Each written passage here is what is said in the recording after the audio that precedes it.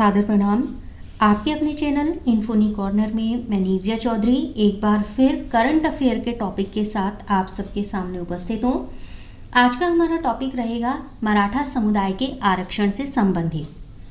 अभी हाल ही में supreme court ने मराठा समुदाय को आरक्षण का लाभ देने संबंधी कानून के प्रावधानों को असंवैधानिक घोषित किया है।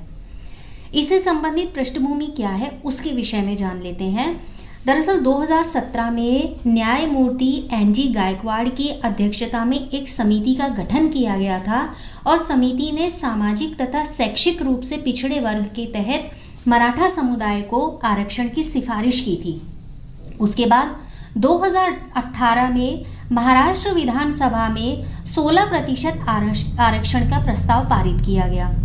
उसी वर्ष यानी कि 2018 में ही बॉम्बे हाई कोर्ट ने कहा कि आरक्षण की सीमा शिक्षा में 12% और नौकरियों में 13% से ज़्यादा ना हो।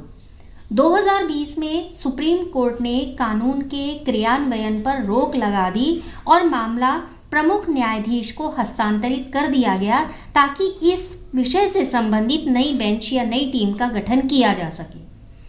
वर्तमान में क्या नियम है जिसके तहत मराठा आरक्षण को लेकर प्रावधानों को असंवैधानिक घोषित किया गया? इसके तहत मौलिक अधिकारों का उल्लंघन, यानी इसके तहत अलग से आरक्षण व्यवस्था अनुच्छेद 14 जिसके अंतर्गत समानता का अधिकार तथा अनुच्छेद 21 जिसमें विधिक सम्यक प्रक्रिया का उल्लंघन है। नंबर 2, आरक्षण की सीमा को शिक्षा में 64% और नौकरियों में 65% तक बढ़ा दिया गया है, जो कि 50% आरक्षण की सीमा का उल्लंघन करने वाली एक ऐसी स्थिति आ जाएगी जिसमें एक जाति शासित समाज का निर्माण होगा।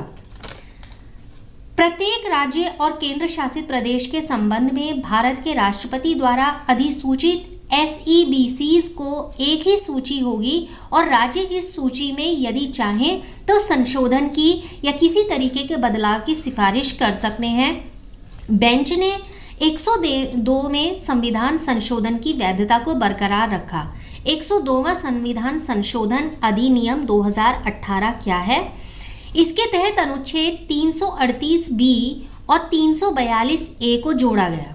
338B का संबंध पिछड़े वर्गों के लिए एक राष्ट्रीय आयोग की स्थापना से संबंधित है, जबकि 342A का संबंध यह राष्ट्रपति को राज्य में समानता और शैक्षिक रूप से पिछड़े समुदायों को अधिसूचित करने का अधिकार देता है। NCPC को निर्देश ये दिए गए हैं कि वो SEBCs की सिफारिश के क्रियान्वयन में तेजी लाए ताकि सूची युक्त अधिसूचना शीघ्र प्रकाशित हो सके। तो मराठा समुदाय के आरक्षण से संबंधित अभी फिलहाल रोक लगा दी गई है, लेकिन इसके तहत जो नौकरियों में आरक्षण दिया गया है वो स्थिति फिलहाल यथावत बनी रहेगी। तो आज के टॉपिक में फिलहाल इतना ही। अगले टॉपिक में अगले करंट अफेयर बिंदु के साथ जल्दी आपसे मिलेंगे। तब तक के लिए लगातार साथ बने रहें। आप सभी का लगातार साथ बने रहने के लिए बहुत बहुत धन्यवाद।